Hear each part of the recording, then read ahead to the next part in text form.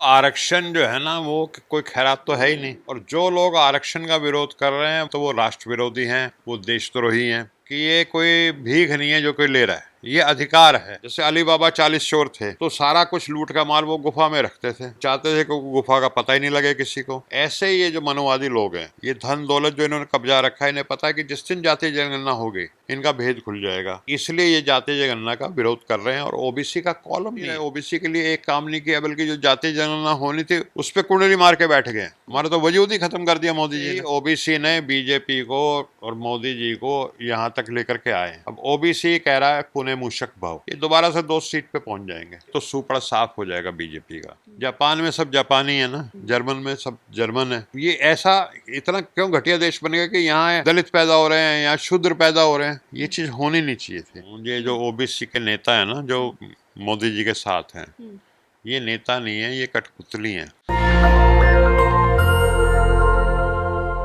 देश की राजधानी में एक प्रदर्शन होता है आरक्षण हटाओ को लेकर। तमाम लोग उन तमाम मुद्दों पर सवाल पूछ रहे हैं कई सालों से कि आरक्षण हटाने से पहले जातीय जनगणना क्यों ना करा ली जाए। मेरे साथ खास मेहमान है डॉक्टर अनिल। जय हिंद। उन्हीं से जानेंगे, क्योंकि देश की राजधानी के अलावा देश के कोने कोने में लगातार एसटी एससी ओबीसी की भागीदारी और भागीदारी के आधार पर उनको नौकरियां और तमाम हिस्सेदारी की लगातार चर्चा होती रहती है। क्या वाकई में हिस्सेदारी की अगर बात है तो सबको समान अधिकार मिल रहा है, और एक तरफ आरक्षण खत्म करने को लेकर बात हो रही है। सर, क्या कहेंगे? देश की राजधानी में आरक्षण विरोधी प्रदर्शन होता है, नारे लगाए जाते हैं, इस पर आपका क्या विचार है? देखो, आरक्षण जो है ना वो कोई खैरात तो है ही नहीं। आरक्षण तो जो संविधान इस देश का है उसमें निहित है। और जो लोग आरक्षण का विरोध कर रहे हैं वो संविधान का विरोध कर रहे हैं। और जो लोग संविधान का विरोध कर रहे हैं, एक तरह से वो हमारे राष्ट्र का विरोध कर रहे हैं, तो वो राष्ट्र विरोधी हैं, वो देशद्रोही हैं। तो जितने भी आरक्षण के विरोधी हैं उनको समझना चाहिए कि ये कोई भीख नहीं है जो कोई ले रहा है, ये अधिकार है। और अधिकार तो कोई अपनी मर्जी से छोड़ दे, दूसरे के कहने से तो नहीं छोड़ा जाता। आप हमारे देश में पहले मनुवादी व्यवस्था चलती रही, हजारों साल तक चली। और उसमें क्या रहा था, 3000 साल तक 2-3 जातियों का 100% आरक्षण रहा है। उनका धन दौलत, जमीन जायदाद, संपत्ति, उस पर आरक्षण रहा। मान सम्मान भी सिर्फ उन्हीं का होता था, 100% आरक्षण उसका था। सारे पद उनके पास थे, 100% आरक्षण था। शिक्षा सिर्फ वही ले सकते थे, 100% आरक्षण था। और जो बाकी लोग थे उनको ज़बरदस्ती जन्म के आधार पे मेहनत वाले काम, गंदे काम, वो ज़बरदस्ती, मतलब ऐसा तो जो गुलामी भी अमेरिका वगैरह दूसरे देशों में हुई उनके साथ भी नहीं हुआ।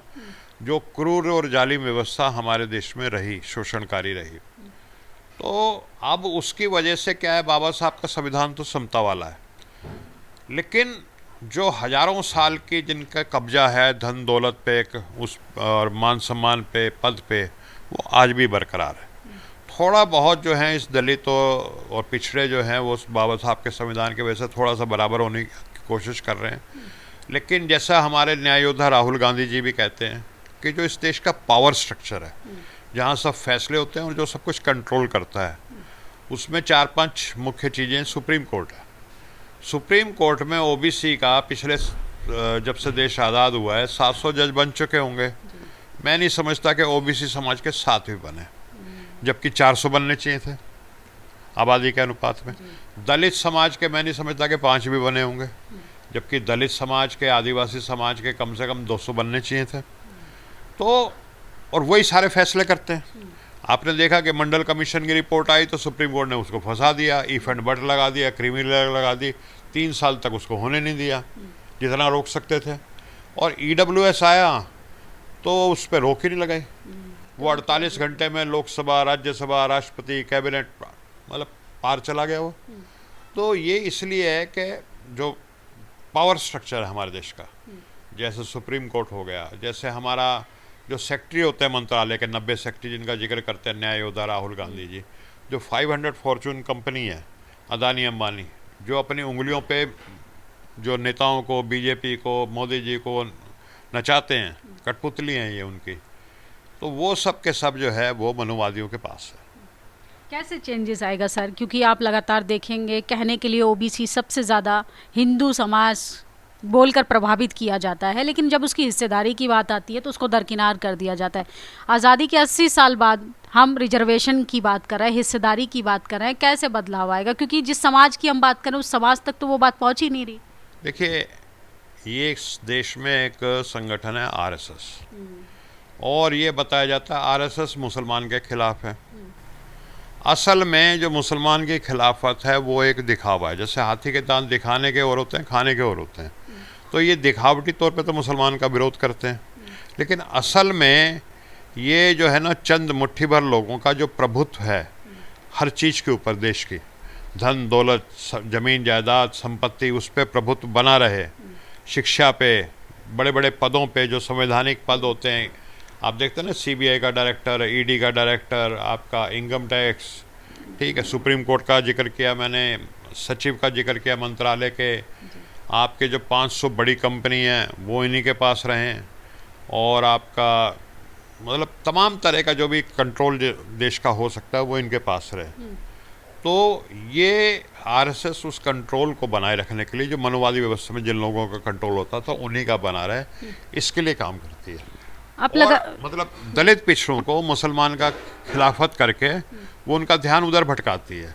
अब जब राहुल जी कहते हैं कि जातीय जनगणना करो, तो जातीय जनगणना क्या है कि वो दलितों को, पिछड़ों को, आदिवासियों को, गरीब को, महिलाओं को, उनके पास क्या धन दौलत कितनी है और कहाँ पे है। जैसे अली बाबा 40 चोर थे, तो सारा कुछ लूट का माल वो गुफा में रखते थे। वो चाहते थे कि गुफा का पता ही नहीं लगे किसी को। ऐसे ही ये जो मनोवादी लोग हैं, ये धन दौलत जो इन्होंने कब्जा रखा है, इन्हें पता है कि जिस दिन जातीय जनगणना होगी इनका भेद खुल जाएगा, एक्सपोज हो जाएंगे, और फिर ये जो है ना, ये भी नहीं चलेगा जो ये हिंदू मुस्लिम टाइप की बात करते, फिर तो सब कहेंगे यार हमारा हक हमें नहीं मिल रहा। तो इसलिए ये जातीय जनगणना का विरोध कर रहे हैं। और ओबीसी का कॉलम नहीं है। एक आदमी जो 2014 में चुनाव में आया और छाती ठोक ठोक के कहता था मैं ओबीसी, मैं ओबीसी, मैं ओबीसी के लिए करूँगा, और हमारे तो ओबीसी वाले भोले भाले लोग होते हैं, उन्होंने कहा भी हमारा भाई है, हमारी ज़रूर सोचेगा। लेकिन ये कहानी जो थी ना, कि जंगल में एक बार चुनाव हो रहा था और सारे पेड़, सारे वृक्ष जो है ना, वो कुल्हाड़ी को वोट दे रहे थे। उनको नज़र आ रहा था भी ये हत्था तो अपना भाई है, लकड़ी है, और बाद में उसी कुल्हाड़ी ने उन पेड़ों को काट दिया। तो ओबीसी के साथ भी यही बन रही है कि सबने 2 सांसद की पार्टी को 302 तक पहुंचा दिया ओबीसी ने, इनको प्रधानमंत्री बना दिया, और ये सिवाय हम दो हमारे दो, उसके अलावा कोई सोच नहीं रहे। ओबीसी के लिए एक काम नहीं किया, बल्कि जो जातीय जनगणना होनी थी उस पर कुंडली मार के बैठ गए। तो क्या लगता है सर, जातीय जनगणना ना कराना, इसका असर बीजेपी को लॉस में लेकर जाएगा? क्योंकि विधानसभा चुनाव भी लगभग सर पर ही। देखो, ये तो सुपड़ा साफ हो जाएगा बीजेपी का। एक महात्मा था, उसके पास एक चूहा आया, उसने कहा जी मेरे को बिल्ली बना दो, बिल्ली बना दिया। फिर महात्मा ने उसको कुत्ता बना दिया, फिर महात्मा ने उसको शेर बना दिया। शेर बन करके वो महात्मा के ऊपर उससे झपट्टा मार दिया। तो महात्मा ने कहा पुणे मूषक भव, दोबारा से चूहे बन जाओ। तो ऐसे ही ओबीसी ने बीजेपी को और मोदी जी को यहाँ तक लेकर के आए हैं। अब ओबीसी कह रहा है पुणे मूषक भव, ये दोबारा से 2 सीट पे पहुँच जाएंगे। लगातार आप देखेंगे कि एक तरफ तो जो पढ़े लिखे, खासकर बहुजन समाज के लोग हैं, वो ओबीसी की हिस्सेदारी की बात कर रहे हैं, जातीय जनगणना की बात कर रहे हैं। दूसरी तरफ ओबीसी समाज पर ये आरोप लगता है कि वो सबसे ज़्यादा एट्रोसिटीज़ को बढ़ावा देते हैं। देखिए, ऐसा है कि जो इन्होंने जाति व्यवस्था बनाई है ना, वो बड़ी खतरनाक और बहुत ही शातिर है, बहुत ही ऐसा शैतानी दिमाग है उसके पीछे। अब मैं बताता हूँ क्या है। इन्होंने जाति व्यवस्था ये है कि जो ऊपर है सबसे, वो डायरेक्ट दलितों के संपर्क में नहीं है, सीढ़ी नुमा व्यवस्था है। हजारों सीढ़ियाँ हैं इसमें, एक सीढ़ी पे एक बैठा हुआ है, उसकी अगली सीढ़ी पे कोई दूसरी जाति बैठी हुई है, तीसरी बैठी हुई है। हर जाति क्या कर रही है, ऊपर वाले के तो पाँव चाट रही है और नीचे वाले को लात मार रही है। ठीक है, दोष उसका नहीं है बेचारे का, जो सीढ़ी में बीच में फंसा हुआ है, वो खुद मर रहा है, ऊपर वाला उसको मार रहा है लात, लेकिन वो नीचे वाले को मार रहा है। तो क्योंकि ओबीसी और दलित जो हैं खेतों में साथ काम करते हैं, इंटरेक्शन होता है, तो इस तरह की घटनाएं होती हैं। लेकिन धन दौलत संपत्ति किसके पास है, वो कौन लूट रहा है? असली एट्रोसिटी वो है जिसने हजारों साल तक हमारे बच्चों को गुलाम रखा, मैं हूँ, बाबा साहब का संविधान नहीं होता तो मेरा परदादा भैंस चराता था, मेरा दादा भैंस चराता था, मैं भी भैंस चरा रहा होता आज अगर बाबा साहब का होता। अगर मैं सोचता कहता कि जी मैं डॉक्टर बनूंगा तो मेरी तो गर्दन काट देते मनुवादी लोग कि तू कैसे डॉक्टर बन जाएगा भाई, तू तो अहीर है, तेरे को तो काम है भैंस चराना। तो इस तरह से शोषण जो लगातार हजारों वर्षों तक हमारे लोगों के साथ रहा, ये संविधान ने थोड़ा समता लाई है और डीजे और कानूनी रूप से ये हम बराबर हो गए हैं, लेकिन डी फैक्टो असलियत में अभी बराबरी नहीं आई है। और ये जो है संघर्ष जो आपने बताया ना ऊपर नीचे, ये व्यवस्था संघर्ष की इन्होंने जानबूझ के बनाई है। भाई बाहर चौकीदार जो है वो रोकता है ना आपको, जो सेठ अंदर बैठा होता है वो तो नहीं, चौकीदार डंडा मार देता, आपको नहीं घुसने देता अंदर। तो ये इनको चौकीदार बना दिया ये बेचारे, लेकिन ये तो मजबूरी के चौकीदार हैं, ये बनना नहीं चाहते थे, ये भी चाहते थे कि हम भी सुप्रीम कोर्ट के जज बने, हम भी अदानी अंबानी की तरह बने, लेकिन इनको कोई लोन नहीं देता। मैं कल ही देख रहा था गूगल 3,71,000 करोड़ रुपए का लोन अदानी जी को मिला हुआ है, हमारे आदमी को 3 करोड़ का लोन नहीं देते। ये हमारा आदमी बिजनेस कैसे बनेंगे? मेरे को 3 लाख करोड़ दो अदानी की तरह, मैं अदानी से बड़ा बिजनेस बन के दिखाऊंगा, लेकिन मेरे को देते नहीं। लेकिन जो सेवा के लिए बना है उसको वो सेवा करनी चाहिए। आप लोग कहाँ इंस्टीट्यूशंस में आना चाहते हैं, आप कहाँ जज बनना चाहते हैं, आप कहाँ पावर सेक्टर में आना चाहते हैं? जो चेन बनी आ रही है उसको तोड़ना क्यों चाहते हैं आप लोग? तोड़ना नहीं चाहते। देखिए इंसान इंसान बराबर है, ये इसमें जो ऊंच नीच है ना जन्म के आधार पे। अब मेरा परदादा अपनी माँ के पेट में रहा होगा, लेकिन उसका भविष्य तय हो गया था कि ये भैंस चराएगा, ऐसी व्यवस्था थी। ये बड़ी क्रूर, और इसकी वजह से ये देश जो है ना, देखो हमारे यहाँ लक्ष्मी जी को हम पूछते हैं सबसे निर्धन देश, सरस्वती जी को पूछते हैं सबसे अनपढ़ देश, ठीक है। मतलब हर मामले में एक आविष्कार नहीं हुआ इस देश में। हमने अपने जो कामगार थे, जो मेहनत करने वाले थे, उनको मान सम्मान नहीं दिया, उनको संपन्न नहीं बनाया। जापान ने, मैं एक छोटा उदाहरण देता हूँ आपको जापान का, जैसे जापान का लोहारों का उदाहरण लीजिए आप, उन्होंने अपने सब कामगारों को मान सम्मान भी दिया और संपन्न भी बनाया, उनको धन भी था, उनके पास मान सम्मान भी था। अब जापान के लोहार जो पहले समुराई तलवार बनाते थे, क्योंकि उनको मान सम्मान भी मिलता था, धन भी मिलता था, उस तलवार में ऐसी टेक्नोलॉजी थी, उसके दम पे जापान, चीन, कोरिया सारे आसपास के देश जीत लेता था। लेकिन आगे चल करके, क्योंकि उनके पास एक्स्ट्रा मनी होती थी रिसर्च करने के लिए, उनको सम्मान भी मिलता था।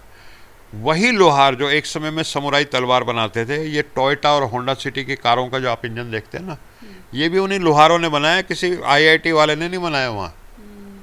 तो हमारे कामगारों को अगर ये मान सम्मान, तो ये देश हो गया होता ऊंचा आविष्कार होते इसमें, ठीक है। जो 2000 घोड़ों में बैठ करके आ गया उसने देश को फतेह कर लिया। जबकि कहते हैं जो लोग भगवान की भुजा से पैदा हो रहे हैं, ये तो भगवान का अपमान कर रहे हैं ना, भगवान का सम्मान कर रहे हैं। आप देखिए प्रधानमंत्री जी इकलौते ऐसे प्रधानमंत्री हैं जो हवा में बजरंगबली को उड़ाते हैं।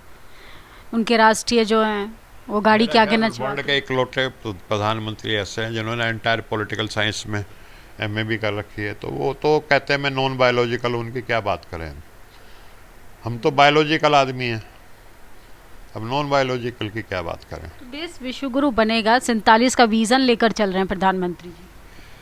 देखो डॉक्टर राम मनोहर लोहिया कहते थे कि जिंदा कौमें 5 साल इंतज़ार नहीं करती, और ये जो पार्टिसिपेटरी डेमोक्रेसी होती है ना, इसमें हर दिन जो जनता है वो फैसलों को आकलन करती है, उसका समर्थन और विरोध करती है, इसी को पार्टिसिपेटरी डेमोक्रेसी कहते हैं। तो हम तो हर रोज़ जो इनके जैसा अब इन्होंने OBC का किया, हम कॉलम ही नहीं है, वजूद ख़त्म कर दिया।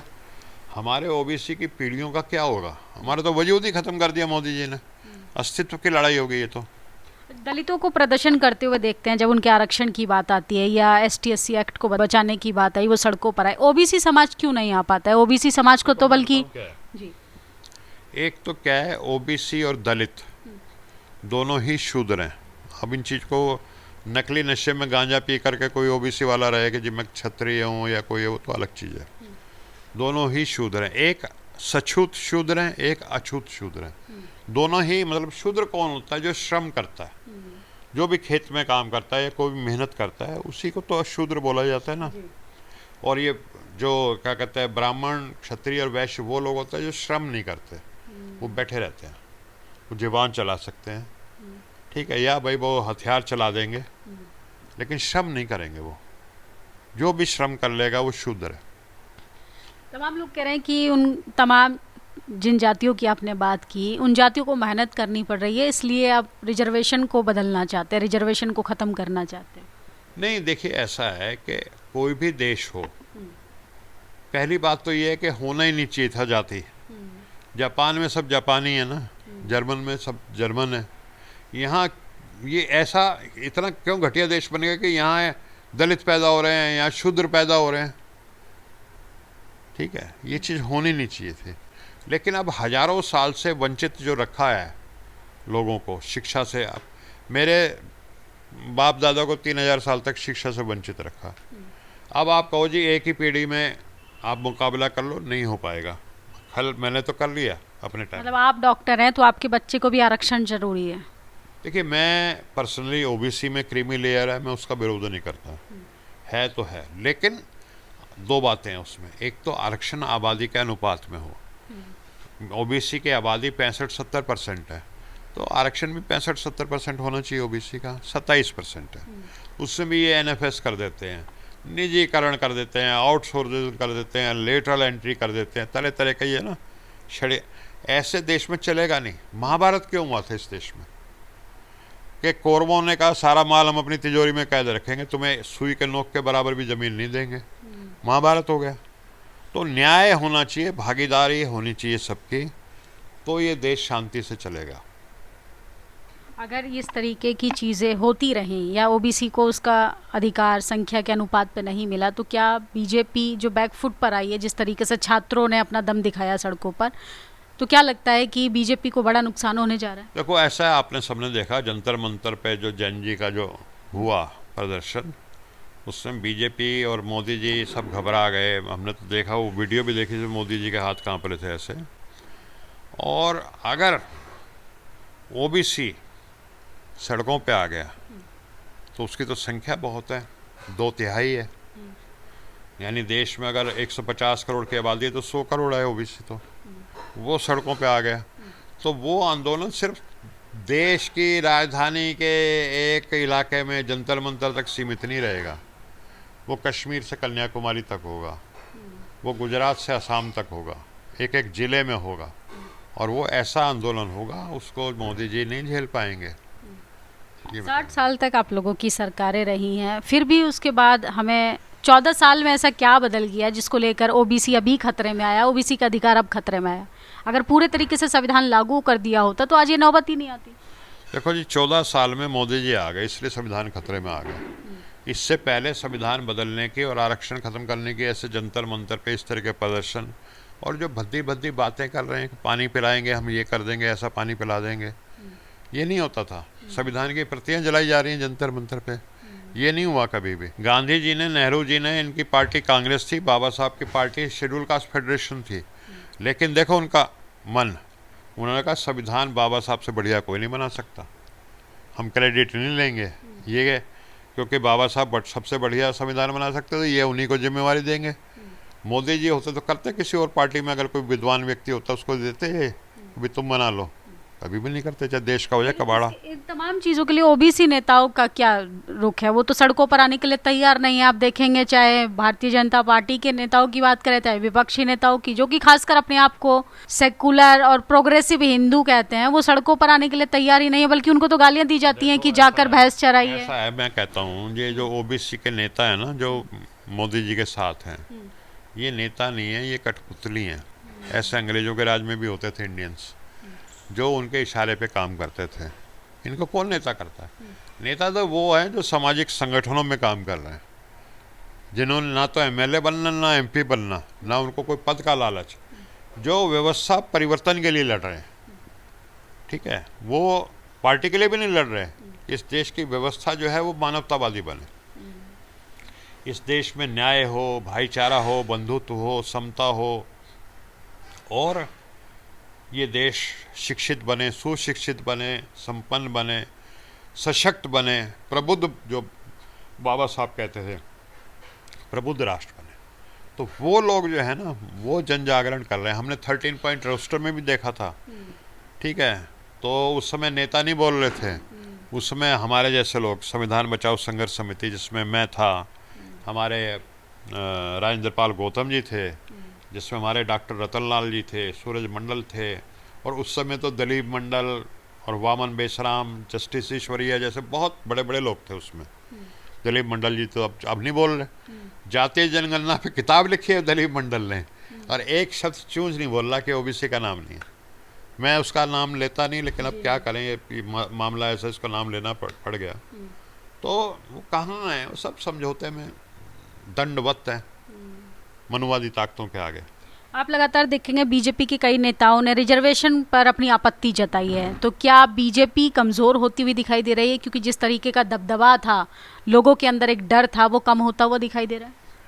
नहीं, रिजर्वेशन के ऊपर उन्होंने आपत्ति दिखाई ना, जिनके पाठक जी की शायद बात कर रहे हैं, मैंने भी सुना है, कोई पाठक जी नाम के व्यक्ति हैं जो बीजेपी में कोई पद भी है, क्या पद है उनके पास पता नहीं, कुछ है पदाधिकारी, यूपी में हो, हाँ यूपी में है, डिप्टी सीएम है। अच्छा, तो वो डिप्टी सीएम साहब को ये नहीं पता कि उन्होंने इस संविधान की शपथ लेकर के वो डिप्टी सीएम बने, और ये जो आरक्षण का विरोध कर रहे हैं, वो संविधान की शपथ की, इसका मतलब उन्होंने गलत ली है।